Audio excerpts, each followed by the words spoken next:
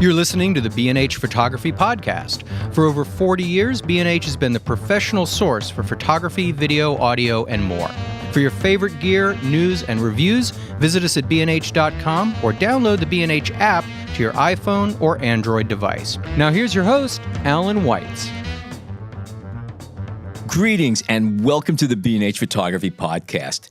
Today's show is a special one. It's a milestone of sorts, and I say this for several reasons. For one thing, we're coming up on our 4th anniversary. To date, we've produced close to 200 episodes, which I personally find mind-blowing. And with the release of today's show, we anticipate passing the 3 million mark for downloads, which is pretty darn cool. Being part of this podcast is exhilarating, humbling at times, and it goes without saying, we have to thank you, our listeners, for sticking with us and making all of this possible. As always, we look forward to the comments and feedback we get from you, our listeners, and we encourage you to continue letting us know your thoughts as we venture forward.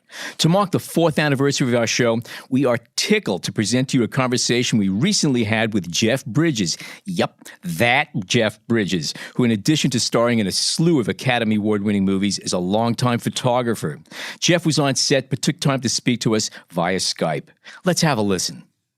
Today, we're fortunate to welcome to the show a very special guest, musician and photographer Jeff Bridges. Like many creative types, Jeff often has to supplement his income. In his case, he helps make ends meet by being an Academy Award-winning actor. Jeff starred in great movies such as Crazy Heart, Iron Man, The Big Lebowski, Tron, and one of our personal favorites, The Fisher King. But Jeff is also an accomplished photographer, specializing in panoramic film photography using his Widelux panoramic camera. His images have been exhibited around the world and collected in many private edition books, and fortunately for us, in 2 books that you can buy. 2003's Pictures, and for 2019, his brand new Pictures Volume 2, which is published by Powerhouse Books and distributed by Penguin Random House. The book will be officially released on October 15th and is currently available for pre-order. It's worth noting that all of the proceeds from Jeff's books go to the Motion Picture and Television Fund, which is a nonprofit organization that offers charitable care and support to film and television industry workers. We're going to give you all the information you need to know about buying the book at the end of the program, and check the links in our show notes. But for now, without further ado, Mr. Jeff Bridges. Welcome to the B&H Photography Podcast. Oh, thanks for having me, guys. I'm excited to do this interview. This is the first one I've done on my new book. Oh, that's great. I'm all excited to roll. Hope I got answers to your questions. Well, we'll be gentle with you. All right. I'm interested in the camera that you use, and I want to start off by saying that I have this friend who has 4 1960s vintage Alfa Romeos, and the reason why he has 4 of them is because he knows that out of all 4 of them, at least one's going to start in the morning when he needs to get somewhere. Now, the Widelux is a quirky kind of camera, and it's got a lot of little things about it. It sort of reminds me of a vintage Alpha. How many have you gone through over the years, or how many do you own, or do you not have problems with them? God, no, I have problems with them, and I've lost track of how many I've owned, but I currently have about, I don't know exactly, but about 5. You describe it as being a fickle mistress, and I think that's a perfect way of describing it. Yeah, well, it has a viewfinder that's not real accurate.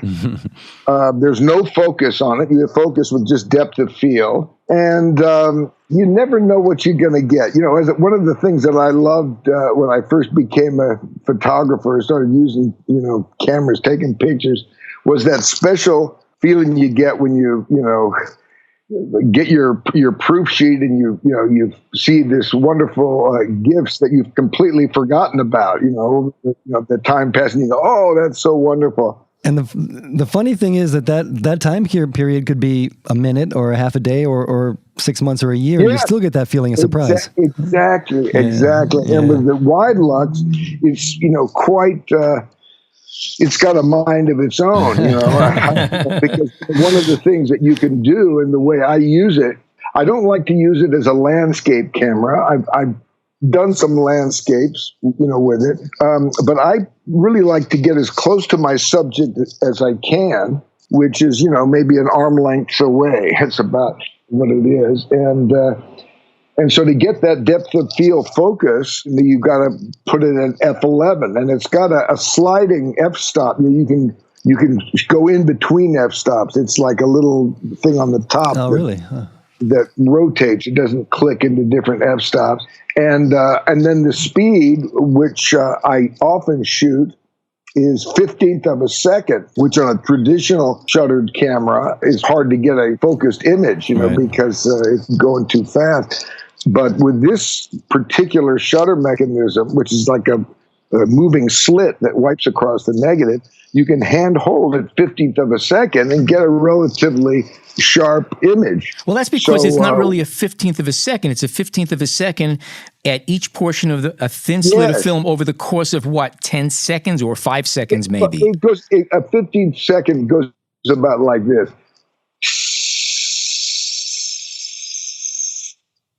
Yeah. So you get all of that time this guy must to be an jam. Actor, I tell you. You throw the camera around, and wherever you hold it still, the image is going to be sharp. When you're moving, it's going to be moving. It's very much like that, and you can play with those aspects. And do you kind of, when you're approaching people and you're composing, do you look for that possibility of movement and try to get it, and then get the elongated arms or the distortion that might come with it, or are you kind of? Well, it kind of go with what's given at the moment. On the movie set, the lighting now, the film that they're using, or it's not film at all, it's mostly just digital stuff. Mm-hmm. It's so light sensitive that the light in the studio now is very low. So I'm shooting, 15th of a second at 11, and I'll maybe get some 3200 ASA, ISO film, and I'll push it to 6400. Huh. My next question had to do kind of with composition and having shot some wide format. You have the pleasure of having a bunch of space to put information in, but it's also going to be a challenge because you put something in the middle and then you have these two sides that are just left empty. Do you have a kind of what you look for to compose? Do you try to balance the sides or have them answer each other? I don't. It's not that I try not to think too much. I just notice I don't think too much. I just take the shot. It's like whatever looks pleasing at the time, I go boom. And as I was saying, the light in the sound stages is quite dim. So a lot of times, you don't plan for that kind of movement that you see in the shot that you're going to ultimately get, but you get one of those movements. And I kind of dig that. I like that, the fact that some people are holding still sometimes and there's a lot of movement. I like that. And sometimes you can create do a piece, like I've got a series of shots from actors doing the Tragedia Commedia Mass. Yeah, that's a great series. It's a great use of the camera for that. Yeah. Yeah, and that's it's a really fun, simple thing to do. That I've got a slew of those portraits now, and I like that. That study of those masks. I like that for several reasons. One, because it's kind of a fun thing. Photographically, it's sort of a marriage between moving pictures and still photography in a way. On one negative, you've got that movement. And then it's also a display for how willing actors are to play and just, One of the things, just to go back to the viewfinder, we talked about the fact that it's not really that accurate. I own a few cameras and use a few cameras that, again, have independent finders to the lens, and you really don't know what you're going to get in the whole thing. And you sort of have to feel where the picture is, in a sense, and sort of understand what the lens is seeing. Do you do that a lot, sort of like just feel the picture rather than just peer through the finder and just go with it? Yeah, often. Yeah. Sometimes I use the viewfinder and sometimes I don't. There are a few pictures in the book of what is known now as selfies. When these pictures were taken, it was before that word was out, and there were just opportunities to do self-portraits, put me in the picture, and I usually do my best to hide the fact that it's me taking the picture. I try to frame my arm out a little bit. You know what I mean? You do a good job at it too. We were talking about that. Yeah. And so, I don't know how we got onto that. What was your viewfinders? We're talking about just feeling a photograph. Yeah. Oh, yeah. And I noticed that it gives you a little bit more than you see in the viewfinder. Yes. Yeah. And, that's one of the things I love about this camera is that it almost reminds me of having peripheral vision. It seems more truthful to the way the eye perceives things. How you can focus on one thing and you've got all this stuff happening in the front. Well, yeah. That's a really good point. We see about 134 degree angle of view, and I think your camera is, 150 or 140, I believe. 140, yeah. Okay. I love that aspect of it. I have tried some of the, more modern wide lenses like that. Some that are fixed, like what is the one? All of a sudden, I can't remember the camera, but that was actually going to be my question. Are you referring to the Hasselblad, the X-Pan? Yeah, that's right. And I prefer the wide lux for a couple of reasons. One, I prefer the format. I like the. I think the X-Pan feels a little too wide for my taste. I don't know why. And it doesn't. You don't get that panning feature, which adds a whole other element to the shot. Right. And then, of course, now with iPhones, you just stitch it all together. And you get that. But none of them have figured out how to do that movement yet. Did you ever try the Noblex? Because that's exactly like the wide lux, but it was electronic. It was an East German camera. Noblex, I think I might have. And do you use the? Have you used the Noblex? Yeah, I actually owned a Noblex. I've owned a wide lux. I've owned an X-Pan. What's the difference between the wide lux and the Noblex? Well, actually, it's basically an electronic version. I think the lens was about the same. It was either 26 or 28 millimeter lens. It tracked the same way as the wide lux, but it was a little more reliable because the shutter was electronic. It had its own issues. It broke its own ways, but it basically did the same thing. The X-Pan, by the way, I think is only about 2 millimeter difference in the length. It doesn't give you that bowing effect. The pictures might be shaped the same, but the effect is totally different. Yeah, and maybe the Noblex is the one that's too wide for me. I don't know. And then there's the Noblex on the wide lux, there's only 3 speed settings. Yes. 50, 120, and 250. And is that what the Noblex is like as well? I believe it gave you a wider choice. I don't remember how many, but I'm pretty sure it was wider than that. It was more than that. Yeah. Do you shoot color at all? I have, but I prefer black and white. Probably comes from how I started. I took over my dad's Nikon, when I was a teenager and started to shoot my friends and got set up a dark room in my bathroom and did all the developing and all that stuff. And I loved that black and white. With this book, I'm particularly pleased with the quality of the black and white images that Dual Graphics, the guys who printed my book, that's coming out. They're an outfit out of LA, and they just did a splendid job, man. Those blacks are just deep and glowing, and it's like seeing a black and white film. Yeah. I mean, I saw. Did you see Roma? Roma was gorgeous, and it makes you appreciate the images in a kind of a different way. It seems to use a different part of your brain or something. Maybe your mind is asked to. And imagine the colors or something like that. I don't know. Do your own version of it or something. But I think of some of Kubrick's movies, Dr. Strangelove, I saw that not too long ago. And just the blacks glow, man. Totally. What about outside of the movie sets? Do you shoot with the wide lux and kind of I don't know, when you go on vacation or when you're with family, or do you? I shoot with the family a bit. There's a part at the end of the book. I don't think you guys have these pictures, but years ago, like maybe 30 years ago, 20 years ago, when my dad was still alive. We had this place up in Bear Valley. It's a ski place, and he was kind of missing, and we didn't know what he was doing, and we knocked on his door, and he said, leave me alone. We were kind of worried about it. And after a while, he came out, and he said, I gathered the family. I've written something. He had written a movie script called Robin of Bear that was loosely based on Robin Hood. And that was because one of his grandsons had requested that of him. So he went and did that. And then we all shot it. We made the movie as a family.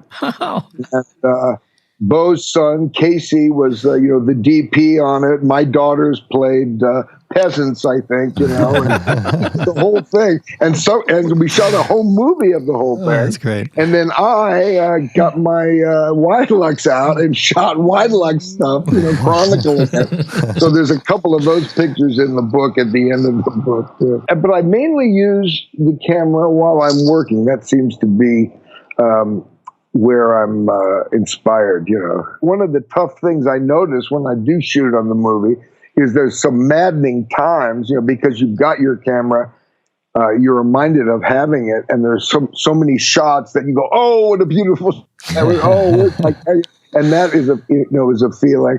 And of course, in life, you have that all the time as a photographer. Where's my camera? This would be it. Do you actually carry the camera with you when you're on set, like hidden in your costume or something like that? Or do you say, okay, now's not the time for it?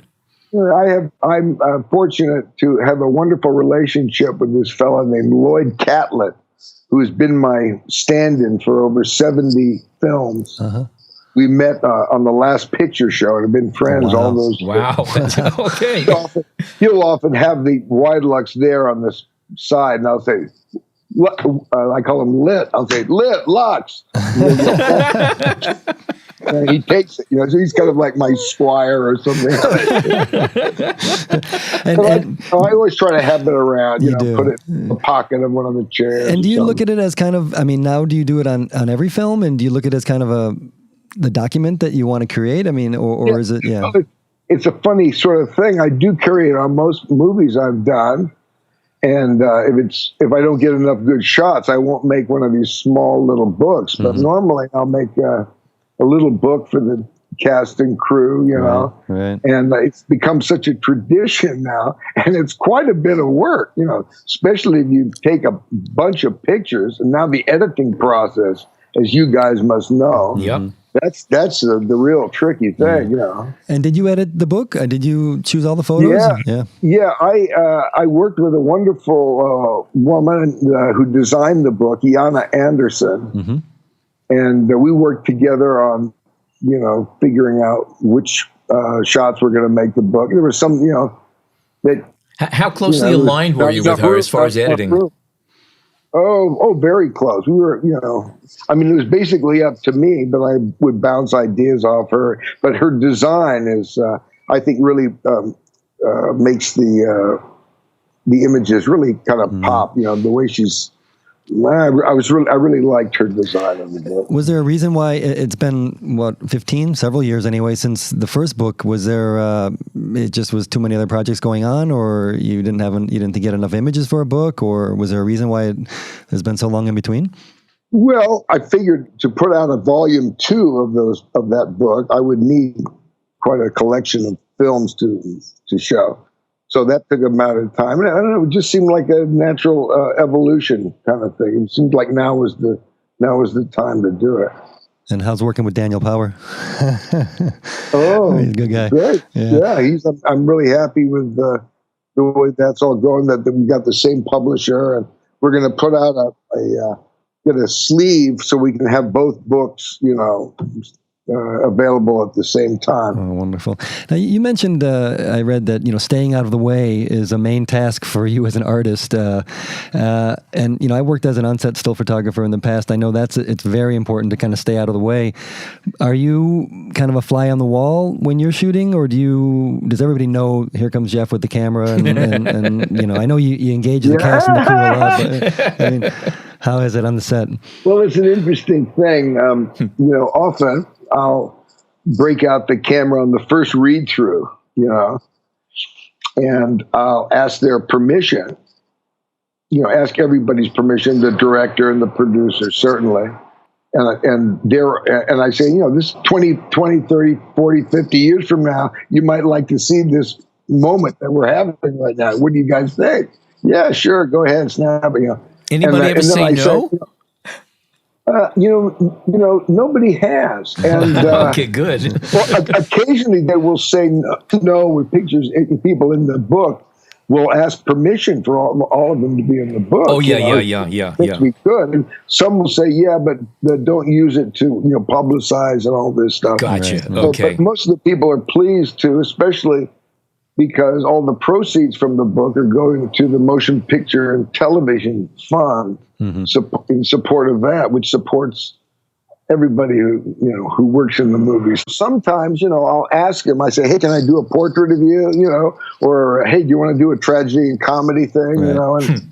and most of the time it's a fly on the wall. And being an actor myself, I know when there's any kind of lens, whether it's a movie picture lens or a still lens, it a certain chemical thing clicks in my body, and I do my best not to be inappropriate with it, be sensitive to it. Yeah. But mainly, everybody, you just kind of get used to it, and they don't mind it. And then the fact that they get one of these little books, if it all works out, that's kind of plus too. Well, I guess there's no hiding it too much because the camera makes some noise, right? Yeah. Yeah. So what about your relationship with the still photographers? Because I know some of them can be a bit. I mean, obviously it's different when you're the actor, the star of the movie, but they some of them patrol the territory a little bit. How could you get annoyed with this guy? Come on, seriously. That's a good point. No, I mean, God, these guys are my mentors. I mean, as you mentioned it, I can't think of all of the names, but right. Sid Baldwin was the still guy on Starman, and that was kind of the beginning of when I started to do my books. And it was actually Karen Allen's idea. He says, hey, why don't you put some Sid Baldwin's photographs in your photographs and we'll make a book for the cast and crew. And that kind of started the whole thing. But Sid, and all of the guys, I'll often say, hey, what's a good light reading for this shot? You got any 3200 stuff on you? Where's a good place to buy that? All of that kind of stuff. You got a little bag because, sometimes the wide lux, will jam, and you've got to go in there in a little bag and, a little mini darkroom bag, get your film out. They got to go to. Mary Ellen Mark, the great Mary Ellen Mark, was a mentor to me on a movie called American Heart, where she was the set photographer. Wow. And she taught me so much, and I'm such an admirer of her work. Yeah, Laurie Sebastian is another photographer that comes to mind, and the movie business is a relatively small business. Chances are you're going to work several times with folks that you work with. That's often the case, but that's I get along well with those guys. And do you repair a little bit your cameras? Are you kind of handy with them, or is it just something when there's a breakdown you pass it, grab me the next one? I'll scrape some of the residue the film gets off as it slips through, and that kind of stuff. But no, I don't get into the guts. There's one other thing I was just curious about. As we established early on, the Widelux is a dumb camera. I mean, it just got shutter speeds, aperture, and a lens that swivels around. What do you just guess exposures? Do you use a light meter? And if so, I'm just curious which meter you use. Yeah. I use a spot meter. I got a Minolta spot meter, and just kind of a general one. But a lot of times I'll just guess, or I'll ask the set photographer, but I usually do a spot meter, get a kind of a general sense of the lighting around, what it looks like. It's pretty wide. You can have extreme contrast ranges working on set. A lot of your pictures have a lot of negative space, so you can't just take an average reading in that. That's why I was questioning that. So a spot meter makes sense. Yeah, and I try to go around and get different locations just generally. Like if I'm going to take some pictures for the next 15 minutes, and the lighting was going to stay kind of the same, I'll take I'll hit my spot meter and look at people's faces in different lighting conditions in the general location. So then when I go, I say, oh, this is going to be a 15th at 11. Here I've got to go to a 15th and a 2.8. Which is, you don't like to do much because that's got to put you farther away from your subject, stuff like that. Right, right. So I guess my last question might be, a lot of the work that we know from you, your photographic work, is related to your other work, the movie work. Do you, do you just go for a walk one day and take a camera with you and shoot? Do you relax with the camera a bit, or and do you shoot digital at all? Or is that part of? Do you enjoy it in that sense? It's very tempting. You got your iPhone. Although I must say, I really don't carry my iPhone around. I hate having a leash like that to me. I don't like that. So I don't carry my iPhone, which is also a wonderful camera too. But I use the iPhone video probably more than the camera. But we shot. I don't know if you guys are hip to this, but there was a thing called Sleep Club, and we made a little video series. If you Google Sleep Club and go to where it says watch, you'll see this weird little video we made, and we shot it. A lot of it on iPhones. Just And we had a great time doing that. So, I think everybody having a camera is kind of a wonderful thing. But I find I don't take that many still shots with other cameras, and I don't really do too much, relaxing, going out and taking pictures with a wide look. It's mostly, I don't know what it is. It's like, some actors between shots, they'll sit there and knit or read, and I read. I don't knit. I take shots with my wide lux. Right. You know what I mean? Right. So it's something tied in with the work. Yeah, interesting. Well, you're producing an incredible. I mean, in addition to all of that, it's going to be an incredible body of work for kind of the history of film, if you really look at it that way. I mean, they're documenting and it's a unique vision. Stuff, it's a unique version of all the things that we often see. Just a whole different twist to it. It's great. Oh, I'm glad you guys say that. That's how I think of it as well. I'm happy you think so too. Yeah, you wonderful. actually used the wide lux in a way that the camera was not, I don't think was intended to be used. I think it was more for architectural, even though it bends things, right. And for landscape. But you use it very close up in an intimate way.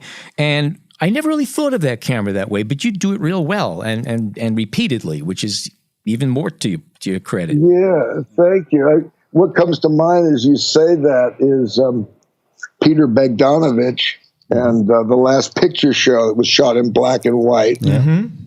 And the wonderful cinematographer, Robert Surtees. The combination of young Peter and Robert was really something. I remember working on that movie, and the light had to be so bright because Peter wanted great depth of field. And it's wonderful when I get that in my photography, and I really appreciate it when I can get a close-up that will be, relatively sharp, and also the background will be a similar sharpness. I think that I like that, and I think some of that sensibility came from working on Picture Show. All right. Okay, great. Jeff, thank you so much for joining us today. It was a blast having you on the show. Thanks, guys. Wonderful to be there with B&H. Okay. All right. Thank you, Jeff. Jeff Bridges' Pictures Volume 2, which was designed by Jan Anderson, printed by Dual Graphics, published by Powerhouse Books, and distributed by Penguin Random House, is available at local independent bookstores, including Powerhouse in Brooklyn and most major online retailers. As mentioned, all of the proceeds from Jeff's books are donated to the Motion Picture and Television Fund. Check out jeffbridges.com to see more of his work. And while you're there, click to donate on No Kid Hungry, a great organization for which Jeff is the national spokesman. Finally, if you're in the Los Angeles area on October 15th, take an opportunity to have Jeff sign your very own copy of his new book at the Book Soup event. Check the link in our show notes for more information. Okay, that is a wrap of another swell episode. If you enjoyed it, share the joy with your friends. We'll leave it at the top of the queue for the next 2 weeks while we take a little vacation break. After our 2-week breather, we're going to be back with more great episodes on photo books, photo gear, and you ready for this? An interview with musician and photographer Graham Nash. For now, I'm your host, Alan Weitz, and on behalf of John and Jason, thank you so much for tuning in today.